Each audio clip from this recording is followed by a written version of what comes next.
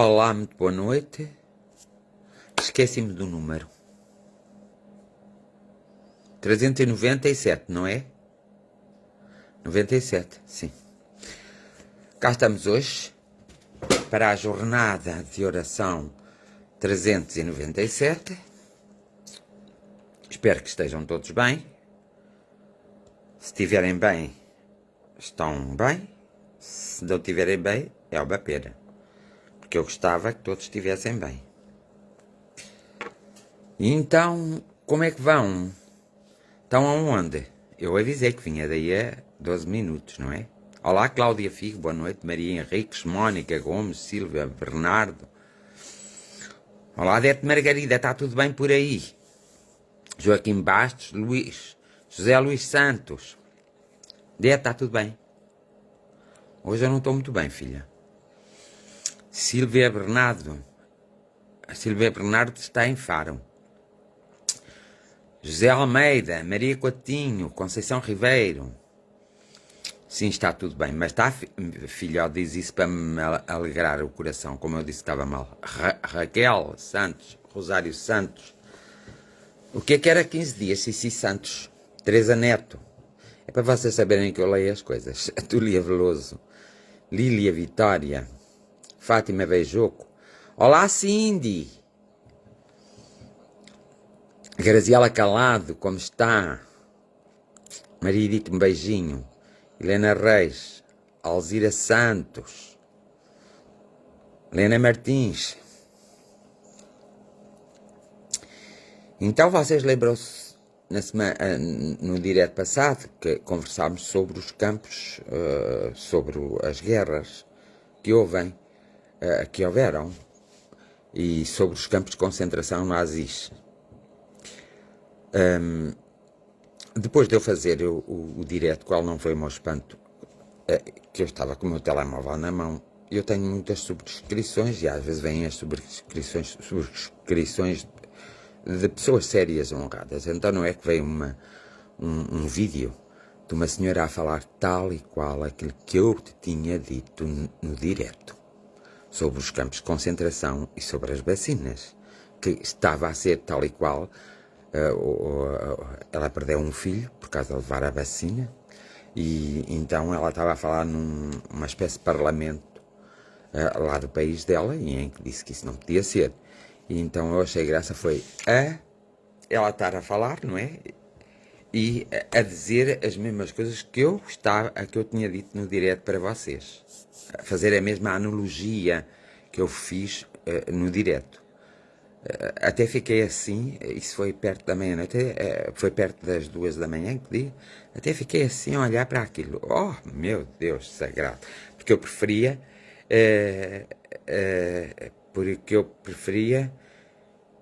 olha, só eu dizer as coisas e não ter razão nenhuma, não é? Mas depois comecei a pesquisar em muitas coisas e fazes bem, Alzira Santos, vir visitar.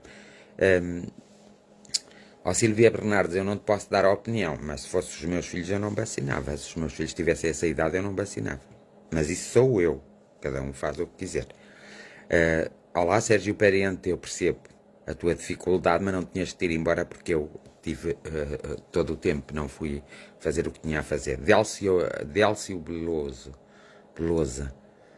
Olha que nome tão giro, mas isso Délcio é um rapaz. Acho eu. Anselmo, como estás? Elsa Antunes, estás bem? Nuno Matos, como estão as crianças? António Luís, um abraço enorme. Estão todos bem?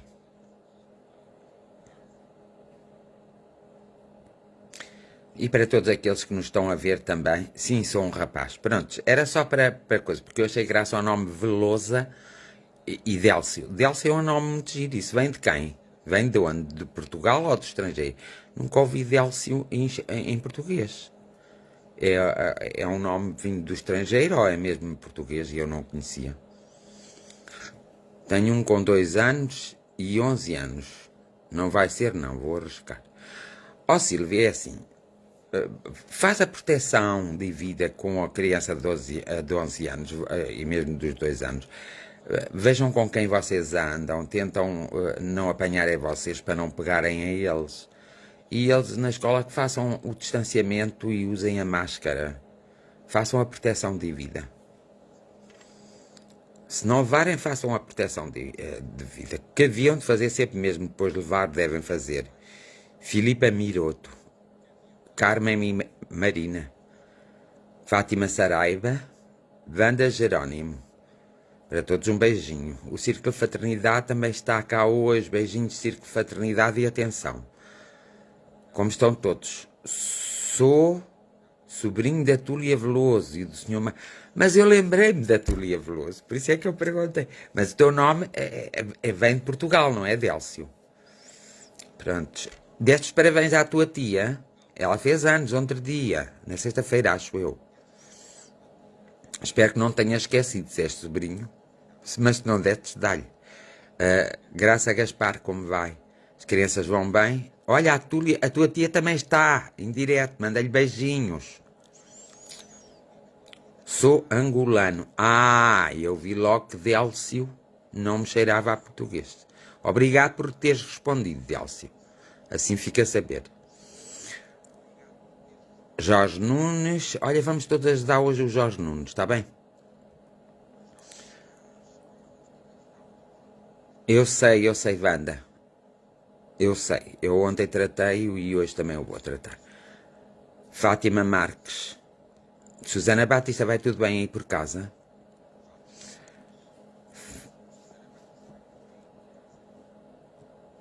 Rita Muniz. Como é que estão as coisas? Melhores ou assim? Sentiste alguma coisa? Marlene Cordeiro, boa noite.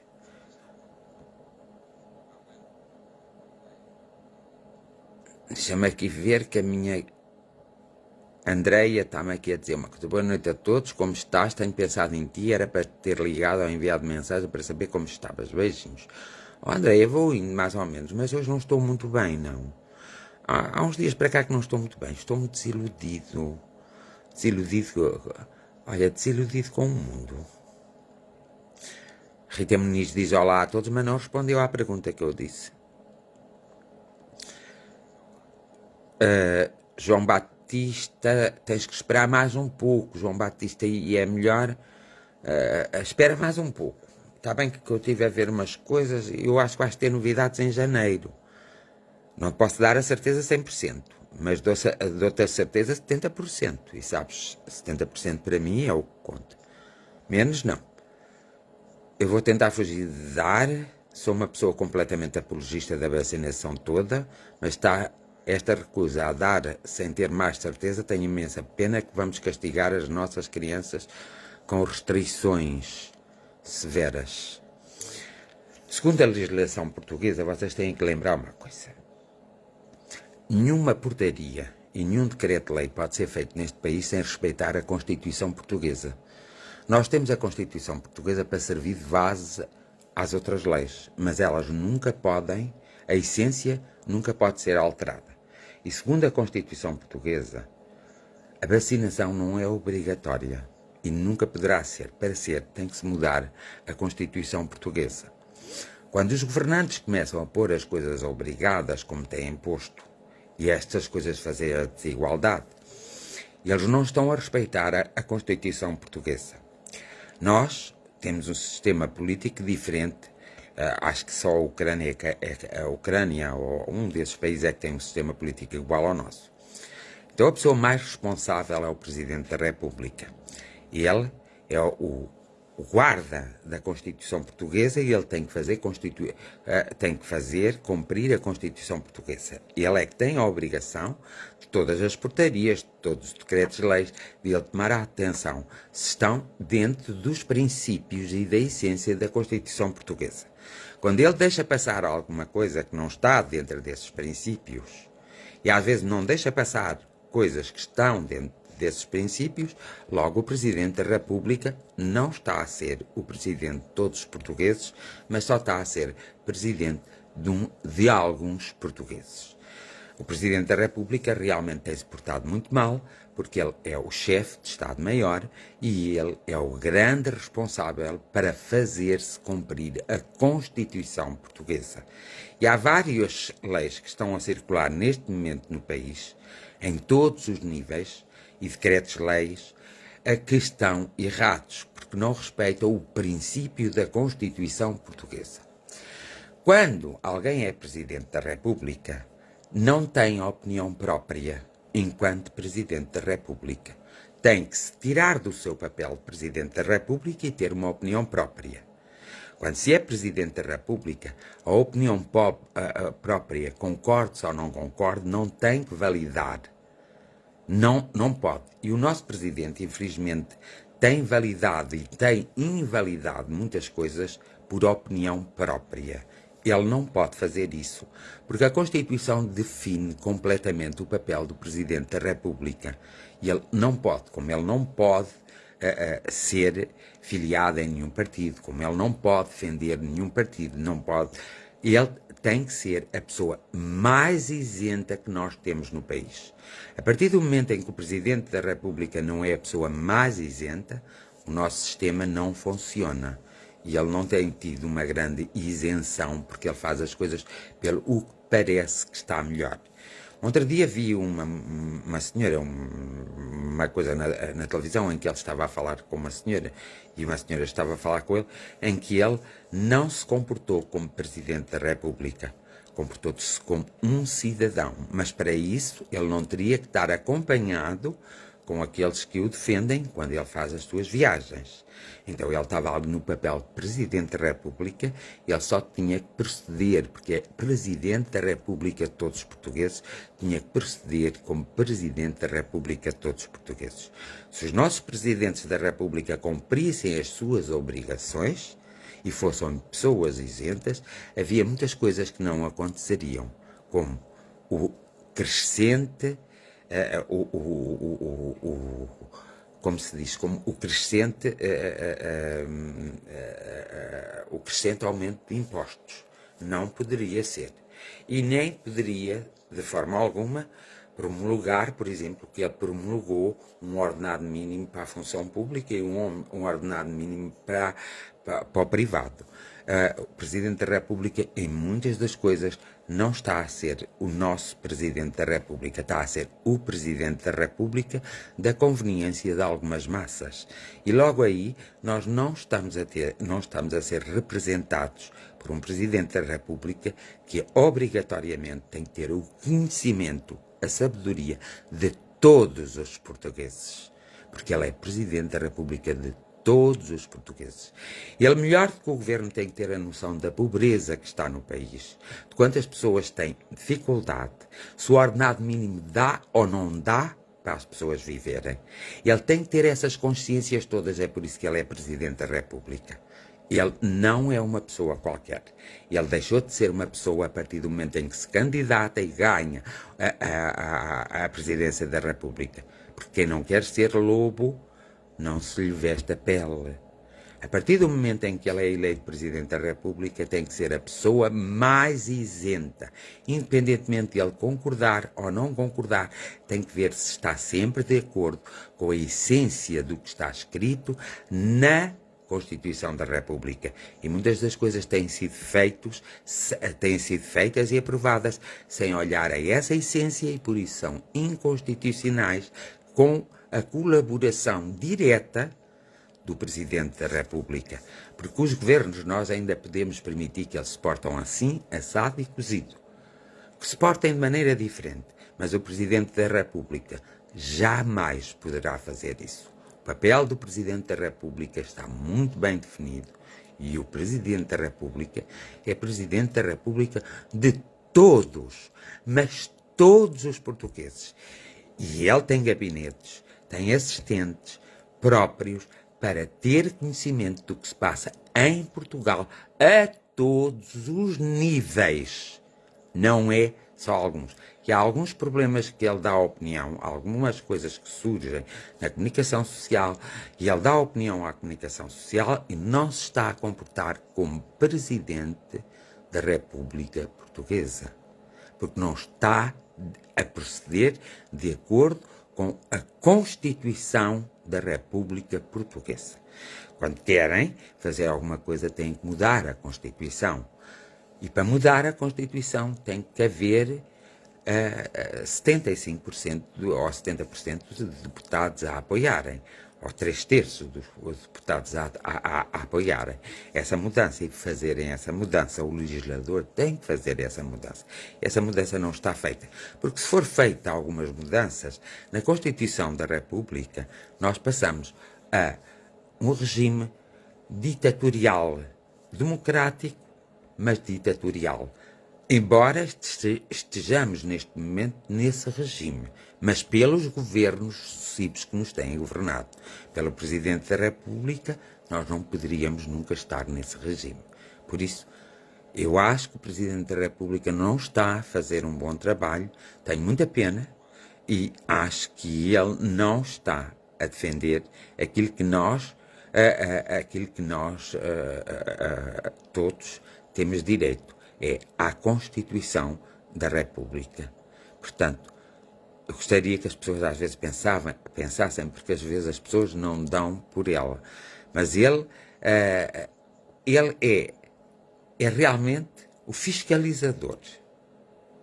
Ele tem que ver qualquer decreto-lei, qualquer coisa feita pelo governo, se está dentro da constitucionalidade ou não está. E pela Assembleia da República, ele tem de ver sempre se está dentro da constitucionalidade ou não está.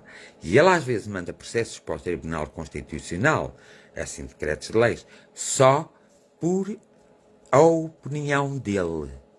Porque depois o Tribunal Constitucional vem dizer eu estou de acordo contigo, João Bernardes. O último grande presidente da República foi o Ramalhiano, sem sombra de dúvidas, os outros não fizeram. Tanto que o Ramalhiano não seguiu mais a vida política, porque tinha a noção exata que ser presidente da República era realmente uma coisa muito séria e de muita responsabilidade, e não é qualquer pessoa que tem capacidade para ser presidente da República, porque não pode, de maneira nenhuma, não pode ir contra os princípios da Constituição. O governo ainda pode, porque há um fiscalizador, que é o Presidente da República. Por isso, tenho muita pena, mas a partir do momento em que o Presidente da República não vê bem as coisas, ele não pode ser um grande Presidente da República. Isso sem sombra de dúvidas. E as pessoas têm que começar a pensar seriamente quando é a eleição para o Presidente da República a pessoa que escolhem para o representar. E isso é fácil de nós vermos. É vermos o historial dessas pessoas. E nós conhecemos muito bem o nosso Presidente da República, porque ele passou muito tempo na televisão e via-se que muitas vezes ele não era isento nas coisas em que dizia. Isso é uma questão de observação, não é preciso ser-se muito inteligente e nem ter muitos estudos. É preciso exigir que o Presidente da República cumpra o seu papel, porque foi para isso que foi eleito. É fazer-se constituir, é fazer-se cumprir a Constituição portuguesa e é ver se tudo o que vem se está de acordo com os princípios e com a essência da Constituição portuguesa. Se não está, ele tem que vetar, tem que mandar analisar, tem que mandar para trás, tem que mandar modificar, mas não pode, de maneira nenhuma, deixar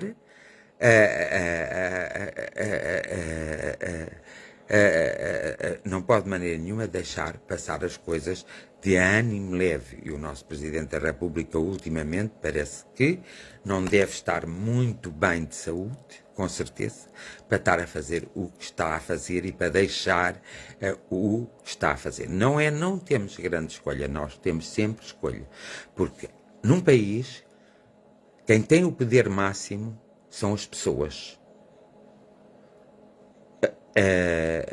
Quem tem o poder máximo somos todos nós. Se nós nos calarmos, consentirmos, não nos indignarmos, dissemos assim, mas que vale a nossa opinião? Nós estamos apenas a dar força a que isto continue a ser mal governado. Por isso, Nós é que somos responsáveis. Nós podemos pôr e tirar. E não é só no dia das eleições. O povo, se quiser tirar de lá um governo, e mesmo se não concordar com o Presidente da República e quiser o tirar de lá, tem formas para o tirar de lá, sem ser precisas eleições. Basta o povo todo se unir e tem que o número de votantes que votaram nele tem que esse número se juntar mais, por exemplo, 5%. Já dá perfeitamente para um Presidente da República ter que sair do cargo, porque são muitas pessoas, não é? 3 milhões de pessoas, se nós juntarmos 3 milhões e 900 mil pessoas, já dá para o Presidente da República ter que se demitir e haver uma eleição para um novo Presidente da República. Quanto aos partidos e os governos, nós já sabemos como eles fazem. Uns dizem que é para a direita, outros dizem que é para a esquerda e outros dizem que é para o centro. Porque há interesses económicos em todo o lugar. Então, eles acham-se no direito porque têm tido maus presidentes da República a fazer constituir, a fazer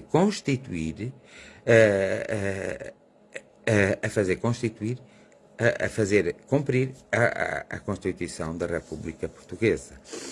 Eu sei que somos nós, mas os candidatos, venham ao diabo e escolha. Os candidatos, a culpa também é das pessoas. Cada pessoa tem a sua simpatia por determinado partido ou é militante de determinado partido. Os militantes do partido são a força máxima, não é o presidente do partido que é a força máxima, nem os órgãos do partido. São os militantes do partido. Os militantes dos partidos, quando veem que o seu partido não está a funcionar bem, só têm que se unir todos e então tirar de lá quem não deve lá estar. Não é por lá porque têm medo que vá para lá outro. Nós temos que arriscar. É preferível andarmos sempre a não termos equilíbrio a nível da política, é preferível que não termos equilíbrio a nível social. O equilíbrio social é muito mais importante que o equilíbrio político. Portanto, nós, a sociedade, é que temos que fazer o equilíbrio.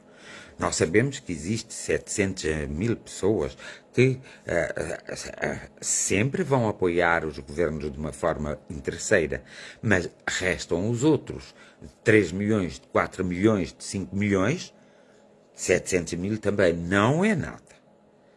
Portanto, há que as pessoas saberem despertar. E muitas vezes as coisas não acontecem bem na nossa vida e nem correm bem na nossa vida e nós ficamos muito chateados e cometemos muitas asneiras. Porque nós não temos coragem sequer de falar, não temos coragem de mostrarmos. Porque eu nunca mais me esqueço quando foi o futebol, o Euro em Portugal. Todas as pessoas se juntaram para que ganhasse, a equipa portuguesa que não ganhou, que foi a Grécia que ganhou, e todas as pessoas se juntavam cada vez que Portugal passava à fase seguinte, a equipa portuguesa, toda a gente se juntava nas cidades, nas aldeias, a apitarem os carros, a fazerem concentrações, e assim. Eu nessa altura já dizia assim, se esta gente se juntasse desta forma, quando há um problema político grave, aí ele deixava de existir, porque eram muitas pessoas. Chegaram a ser mais de 1 milhão de pessoas a manifestar-se nessa altura a favor da equipa portuguesa, pelas cidades, pelas aldeias, por todas as cidades, e eles faziam ajuntamentos, vamos lá, e gritavam Portugal, Portugal, Portugal, e carregavam nos coisas do carro, iam do carro das aldeias para as cidades para se encontrarem todos.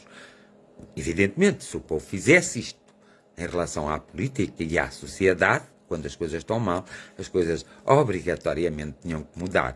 Por isso, se somos capazes de fazer para umas coisas, também somos capazes de fazer para as outras. E se quer queiramos, quer não. Nós às vezes é que julgamos que não valemos nada. Nós às vezes pensamos que a nossa voz não vale nada.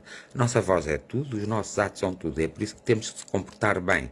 Claro, uma pessoa que é manipuladora, por exemplo, onde reparar que a pessoa que é manipuladora consegue fazer tudo. Porquê que ela consegue fazer tudo? Porque consegue arrastar atrás dela as coisas. Então vamos pensar numa pessoa que não é manipuladora, que é um líder natural até por nascimento. Porque é que nós não nos vamos juntar a esse líder e vamos fazer com que ele lute connosco pelas nossas causas sociais, pela nossa vida, pelo nosso ordenado, pelas nossas condições de trabalho? Não é pormos os sindicatos a trabalhar nessa forma, porque os sindicatos estão, infelizmente, ligados ao governo e aos partidos. Tem que ser a própria pessoa. Tem que ser as pessoas a juntarem-se. E o melhor retrato que há, vocês vão ao ano que houve o euro,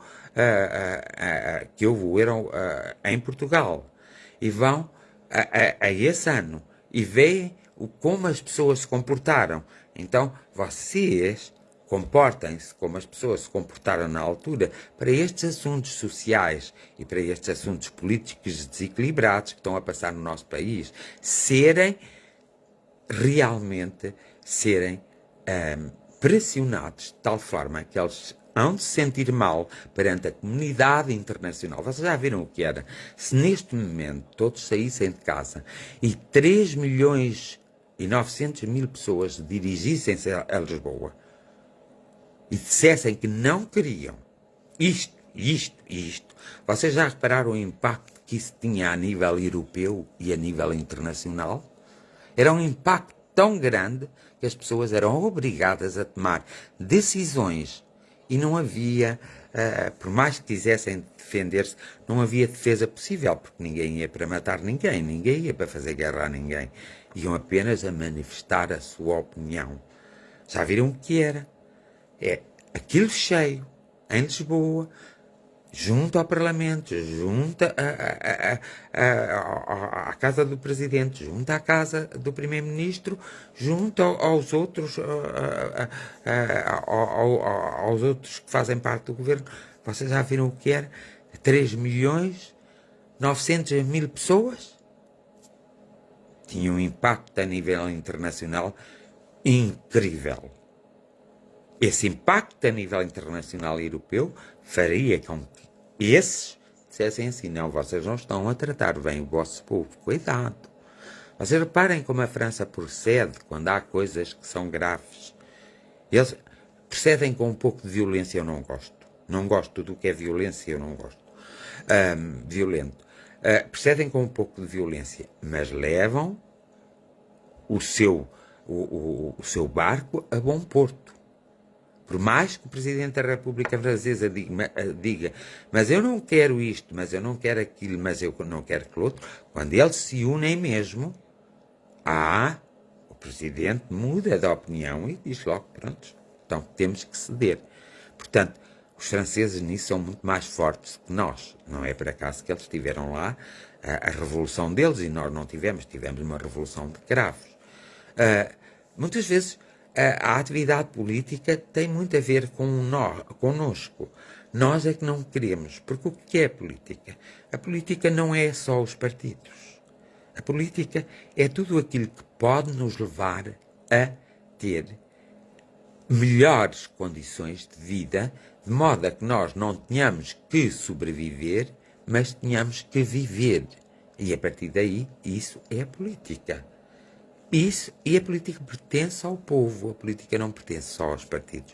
Os partidos são representantes de fações do povo. O Parlamento é um representante não dos partidos, neste momento é dos partidos, e foi até aqui, mas é a casa do povo. O Parlamento é a casa do povo, logo só representantes do povo podem fazer parte do Parlamento. Isso quer dizer que numa boa política, assim que os deputados eram eleitos, fosse por que partido fosse, a partir do momento em que tomavam posse, os deputados tinham que perceber que estavam ali para defender os seus círculos eleitorais e não estavam para defender as ordens dos partidos políticos. Eles estão a representar o povo, não o seu partido político. Infelizmente, em Portugal tem acontecido sempre isso. Os deputados vão para representar realmente o povo. Nestas eleições que vai haver, era engraçado, por exemplo, se ninguém fosse votar.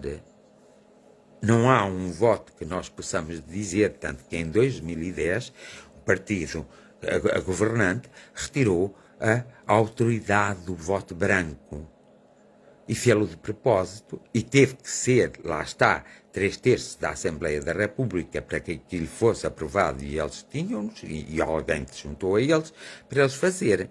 E eles não anunciaram isso ao povo.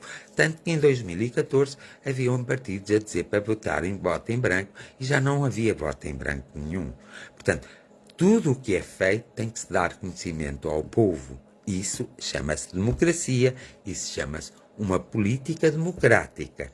Agora, se esconde do povo, se engana ao povo, está-se a ser mais para uma ditadura, para um monopólio. Está-se a ser 2/3, então. São 2/3. Aqui o João Bernardo diz que são 2/3. Eu pensava que era 3.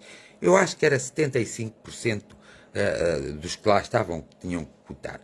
Não sei porque acho, não sei onde coisa. Mas são 2/3.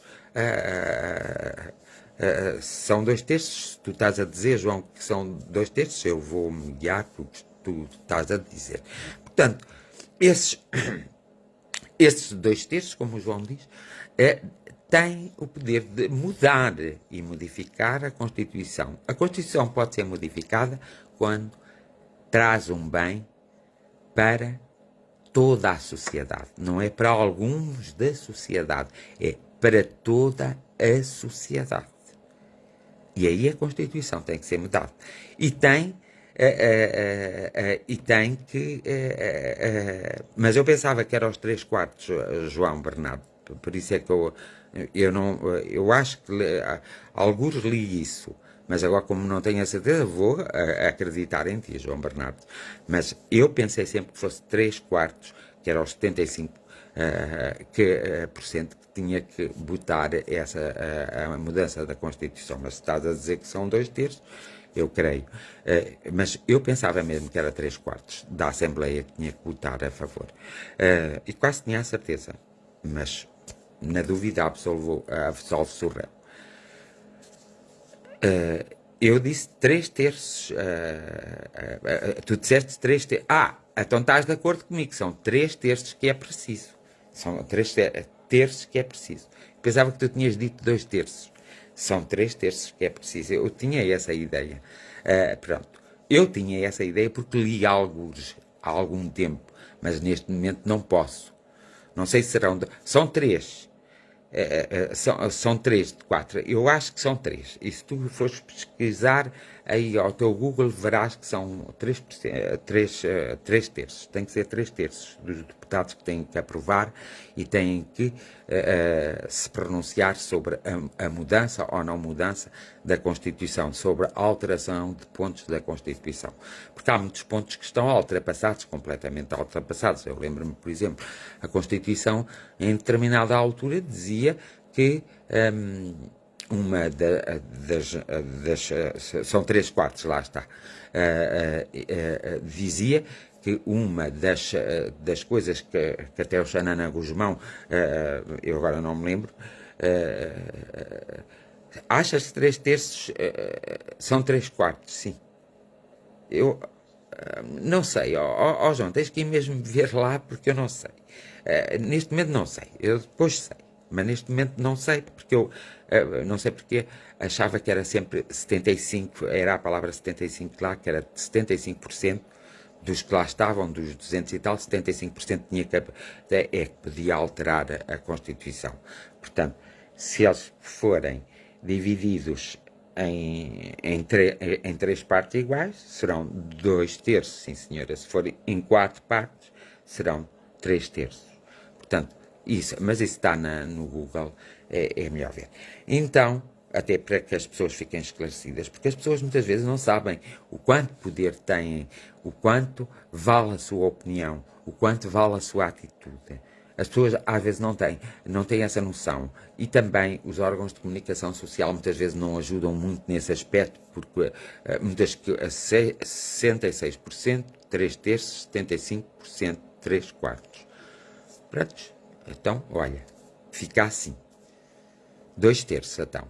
Pronto, 2/3 têm que estar de acordo para alterar a Constituição. Está bem. Portanto, Se as pessoas às vezes tivessem a noção exata do poder que têm e da força que têm para, para de alguma forma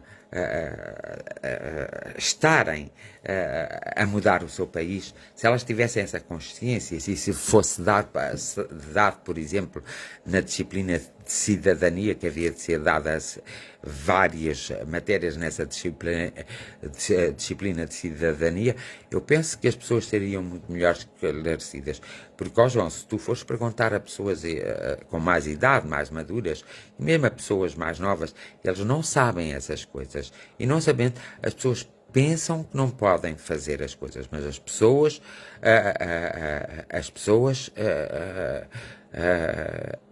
podem fazer muitas coisas. A religião e moral poderá existir conforme a liberdade que existe, e existe uma grande liberdade, mas a religião moral já não é para tratar dos assuntos da cidadania. A religião moral é mais virada para o catolicismo, ou para outras religiões, ou para outras filosofias. Agora, a cidadania é virada mesmo para a comunidade, e é aí que se deve fazer o programa, como deve ser virado para a comunidade. Não é virado, por exemplo, para a educação sexual, a cidadania na educação sexual, não. A psicologia, por exemplo, e aí sim a disciplina de educação sexual pode existir sem, há determinados temas na educação sexual que não vamos falar com as crianças, mas, por exemplo, com jovens adultos, como, por exemplo, com jovens com 16, 17, 18 anos, já se pode falar nesses assuntos. Então mostrar, ver, falar nas doenças que se pegam, nos vírus, nas doenças venéreas, em todas essas coisas, acho que sim, que deveriam falar, porque há muita gente que desconhece, e depois quando vai ao médico, o médico não explica quando tem essas doenças, e depois a explicação muitas vezes que o médico dá é quando um pega uma doença, o outro tentar defender aquele pegou e ainda por cima tentar culpar aquele que foi pegado. Portanto, existem muitas coisas na nossa sociedade que era bom nós pensarmos seriamente. Eu sei que muita gente não gosta dessas coisas, mas também posso dizer com toda a sinceridade, é isso mesmo, João, temos idades para tudo e para aprender de tudo. E essa é a grande questão de não saberem dar as aulas de educação sexual. Temos idade para tudo, temos idades para ensinar tudo e para aprender tudo. Existem idades próprias. Não vamos ensinar a de uma idade aos que são mais pequenos. E não vamos impor aos da idade adulta o que são dos mais pequenos. Portanto, fiz-me entender nesta népula de coisas, eu acho que me fiz entender. Então, o que acontece é que as pessoas estão convencidas que não têm força, que não têm poder. Elas aí vão envezar a sua própria personalidade e vão envezar a sua própria espiritualidade, o que é uma tristeza, porque todos nós temos uma espiritualidade própria. Não quer dizer que tenhamos que ser espíritas, católicos, apostólicos, do Alá. A espiritualidade é algo inerente ao ser humano, é algo inerente a nós próprios. Depois nós é que escolhemos assim diversos caminhos e diversas espiritualidades. Mas existe a espiritualidade mesmo, a espiritualidade pura e própria do ser humano, sem haver Deus nem o diabo. É a sua própria espiritualidade. E quer queiramos, quer não, nós não nos preocuparmos com o bom desenvolvimento do nosso país e com o bom desenvolvimento da sociedade social, nós vamos envezar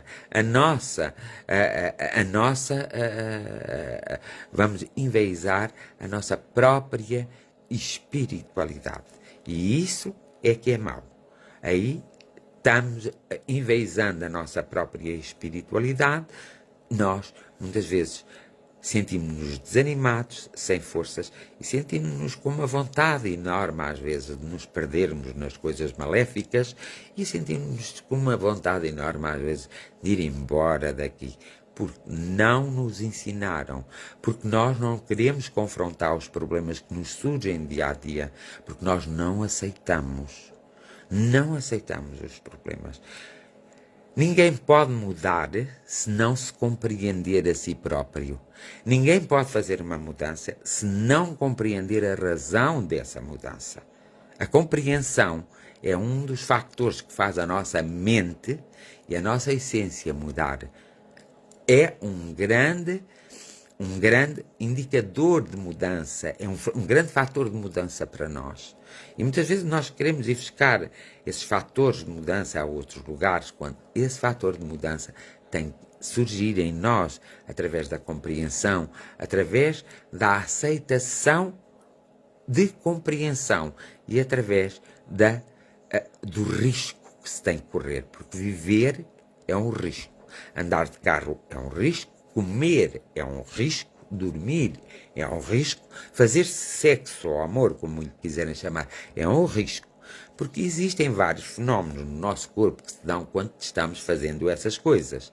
E esses fenómenos podem levar, por exemplo, a ataques cardíacos, podem levar a diabetes, podem levar ao câncer, podem levar a uma morte súbita. E as pessoas esquecem-se disso. Portanto, nós temos que ter uma grande consciência da forma como nos movimentamos, como nos alimentamos, como vivemos as nossas emoções, como nos entregamos perante toda uma sociedade, perante o outro. Por isso é que as relações intrapessoais devem ser sempre equilibradas, que são as relações que temos connosco próprios. E as interpessoais também devem ser equilibradas, mas só poderão as interpessoais ser equilibradas se realmente as interpessoais estiverem equilibradas. E é por isso que nós temos que ter uma grande noção de nós próprios. E aí vai a nossa compreensão. Temos que compreender. Porquê é que acontece isto? Porquê é que eu tenho que fazer assim? Não quer dizer que eu não vá fazer. Eu tenho que compreender é porque é que eu vou fazer. O que é que aquilo traz para mim de melhor? O que é que aquilo vai acrescentar à minha paz, à minha felicidade, ao meu desenvolvimento pessoal? Eu tenho que compreender isso, para depois poder ir por aquele caminho ou por aquele, ou para aceitar aquela lei, ou para aceitar aquele imposto. Eu tenho que compreender. Se eu não compreender, eu vou aceitar cegamente. Cegamente é como se fosse uma religião. Por isso é que a política e a religião estão muito ligadas. E Mao Tse-tung, que era comunista, infelizmente, da China, infelizmente, eu digo eu, ele dizia que, só que se esqueceu de dizer que a política também é. Ele dizia que a religião era o ópio do povo, e é verdade. Mas a política também é o ópio do povo. Chega a ser uma realidade. A política é o ópio do povo.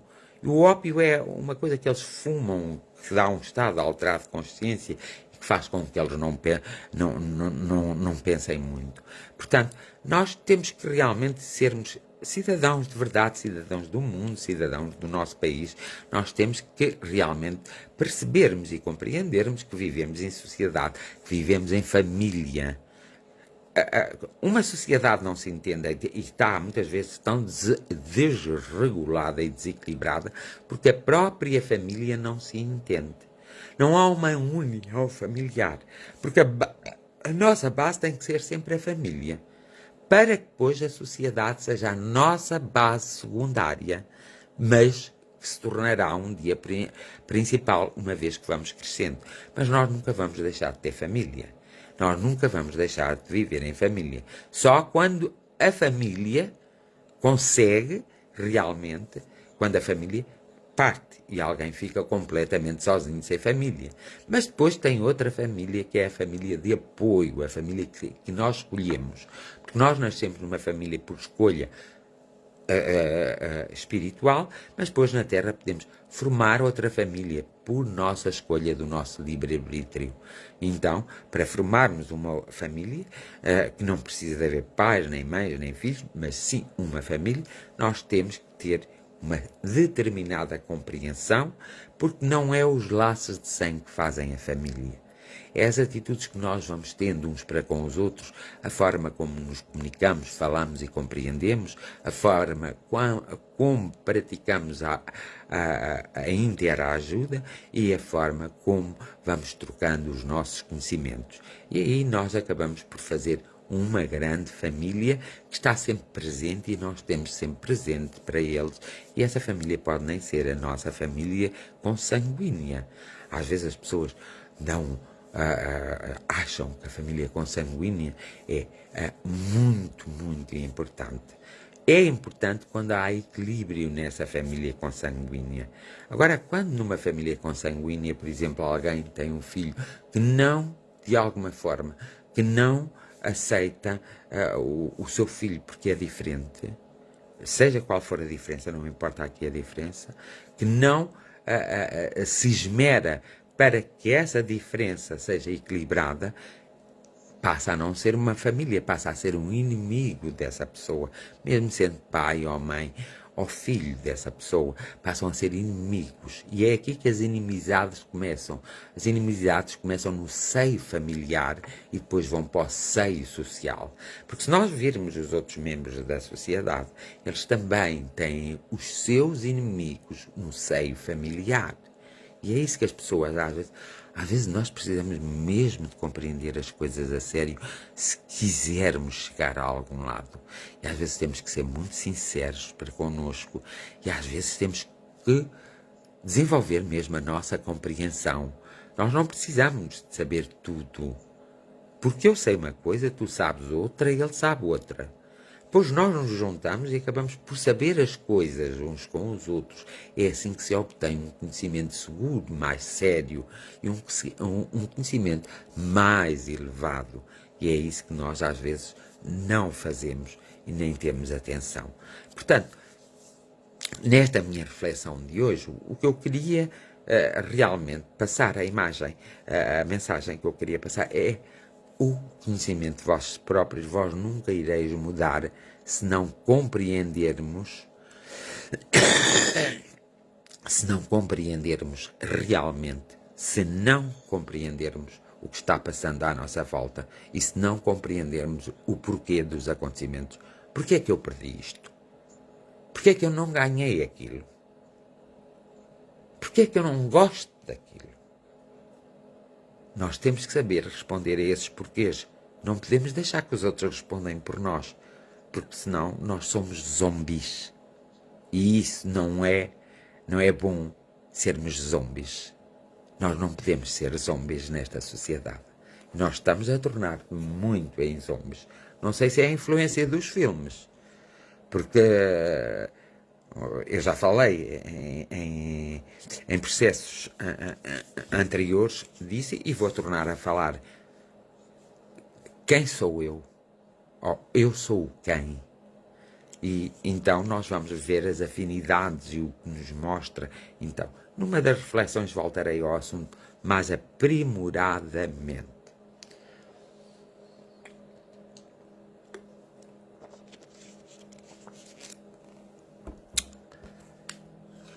E por hoje acho que vou ficar mesmo por aqui.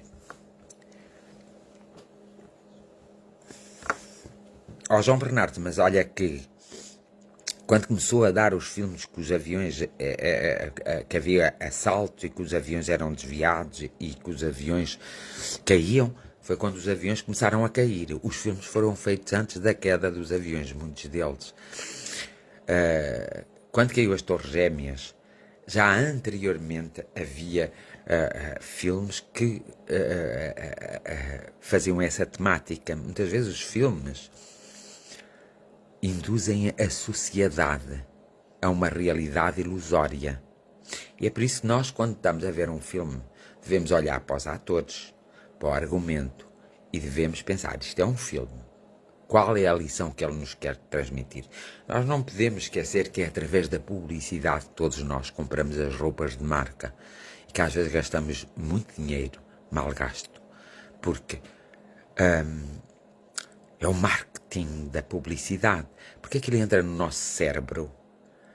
É verdade, a ficção muitas vezes se torna realidade e às vezes é assustador com filmes que eu vejo e penso assim: olha, isto aqui a 10 anos ou 20 anos acontecer vai ser um sarilho de fraldas, sabendo eu que aquilo é um filme e tendo consciência, mas olha que eu penso muitas vezes nisso, isto vai, porque eu vi também outrora muitos filmes que se tornaram realidade e portanto vi os filmes e depois vi tornarem-se realidades. E muitos de vocês também veem isso.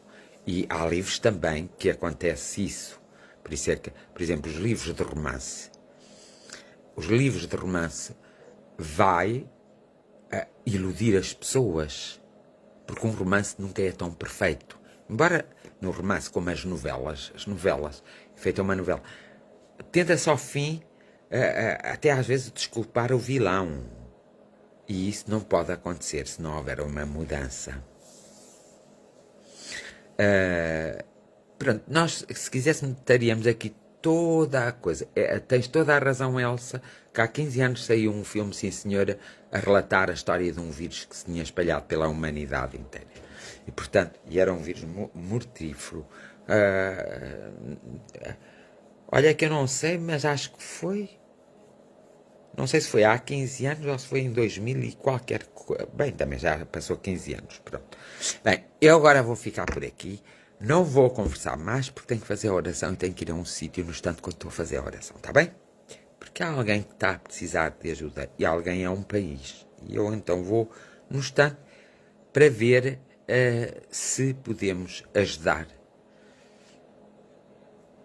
Depois correu mal para a Inês e repara, João Bernardo, quantas Inês foram mortas não pelo pai do Pedro, porque foi o pai do Pedro que matou a Inês, que mandou matá-la, mas pelos próprios companheiros, maridos, namorados. E quantas mulheres morreram e quantos homens morreram? Sabes que há uma disparidade nos números, foram muito mais as mulheres do que os homens. Portanto, lá está o Pedro e a Inês, um romance, uma história de amor que acaba muito mal, acaba com a morte da amada, e o Pedro, inconformado, levou a amada morta, pô-la como rainha, passeou-se pelas ruas e depois é que a sepultou e está sepultado ao pé dela. Portanto, como vê, depois as pessoas às vezes também pensam que podem fazer assim, como por exemplo o crime do Padre Amaro. É uma história verídica da época, não é? Ao fazer-se o filme, que é muito giro, e o livro também é muito giro, mas ao ver-se, quase que dá a abertura, e deu a abertura para depois haver uma série de acontecimentos no futuro com a própria religião católica, não é? Portanto, há assim muitas coisas. E nós precisamos pensar essas coisas todas. Quem quer pensar, deve pensar. Eu penso. Agora tu deves pensar. E ele deve pensar. Depois nós devemos juntar-nos e devemos pensar. Depois juntamos-se a eles. E devemos pensar.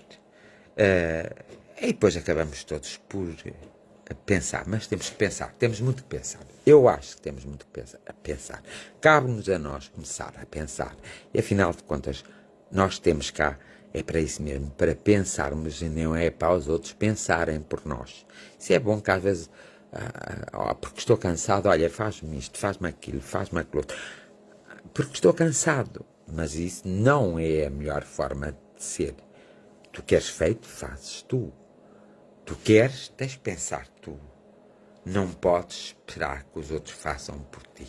Portanto, isso é muito importante. Então vamos lá.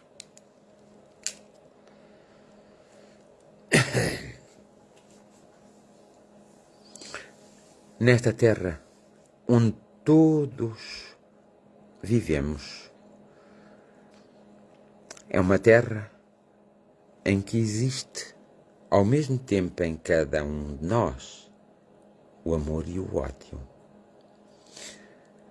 Existe em nós um animal feroz e existe em nós um animal equilibrado. Cabendo a nós escolher através da compreensão e através do nosso próprio conhecimento qual aquele que nós queremos que vença. Nesta perspectiva, a minha oração vai nesse sentido mesmo para todo aquilo que nos envolve, seja lá o que for, não interessa. Hoje não há crenças no para além da Terra, há crenças na Terra só.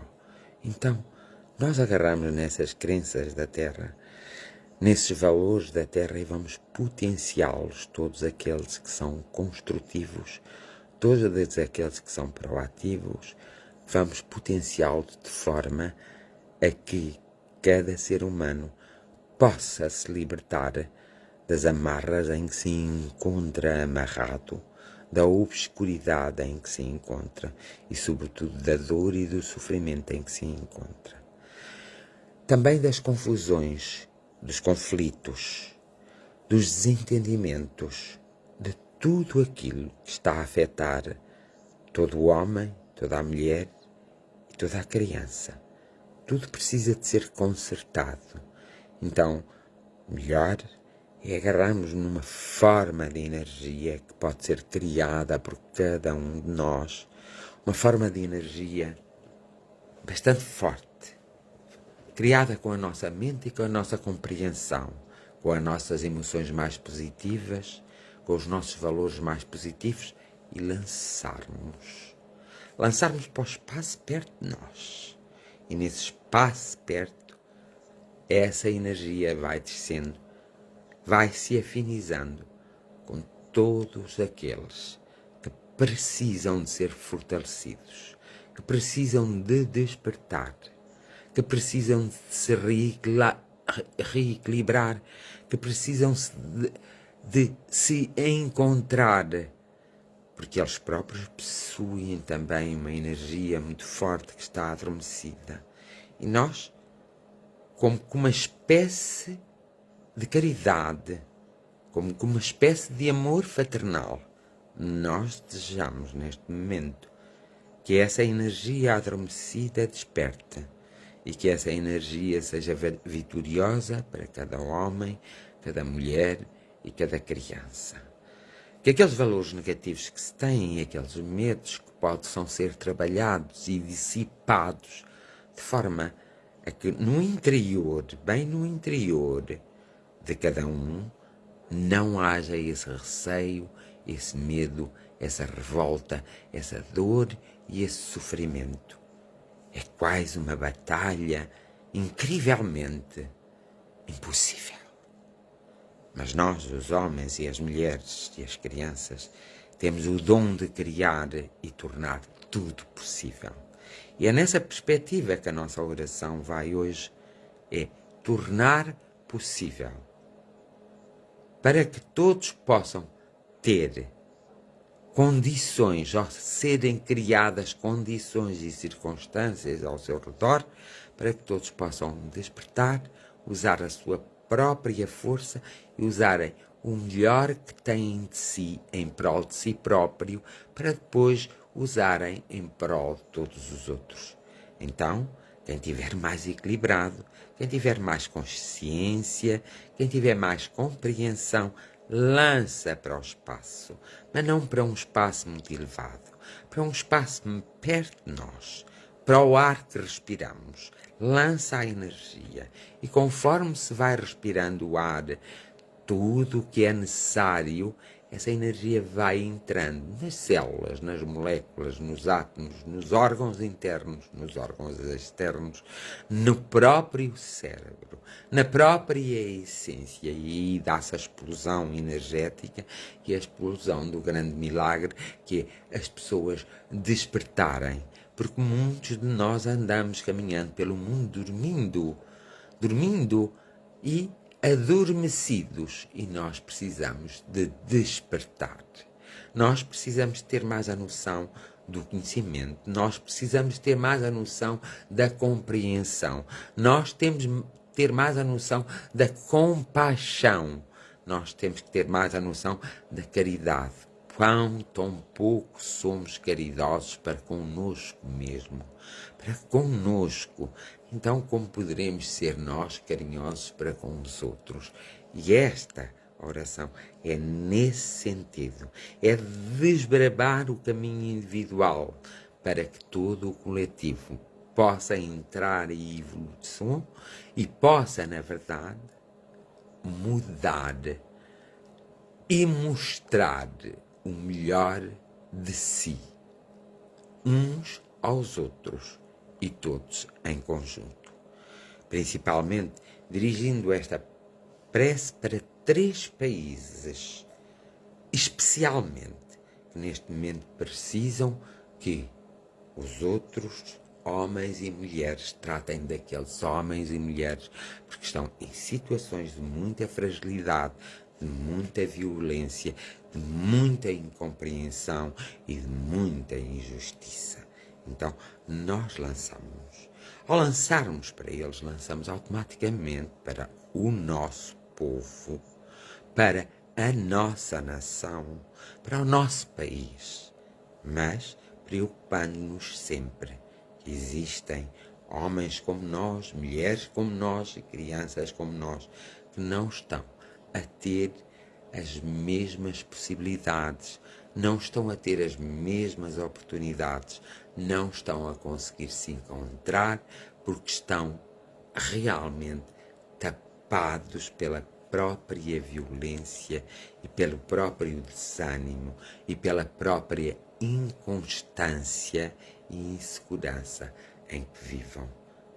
Possam eles usufruir um pouco da nossa bondade, do nosso carinho e do nosso querer de liberdade, de entendimento e de compreensão para todos eles.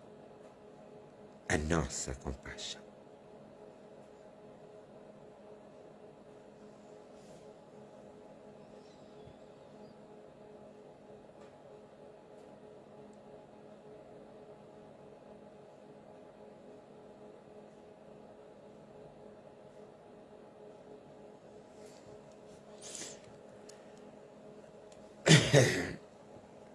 E pronto, dou por terminada a jornada de oração de hoje. Foi um prazer estar convosco. Esqueci-me de dizer que estamos a iniciar a semana e quero-vos desejar uma boa semana. Uma boa semana com bons encontros, uma boa semana com encontros com vocês próprios, uma semana rica em conhecimento e em emoções positivas, valores positivos, uma semana realmente diferente de todas as outras semanas, para não estarmos sempre sobre o signo. O signo é, entre aspas, sobre o signo da maldade pérfida humana. Porque não são assim tantos os que são maus e pérfidos, os humanos. Existem, a maior parte dos humanos são de um valor inestimável, só que estão adormecidos. Então nós vamos esta semana querer para nós e querer para os outros, de outros países, de outras nações, de outras cidades, de outras aldeias, nunca esquecendo o nosso próprio país, a nossa própria cidade, a nossa própria aldeia. Bem-aja para todos.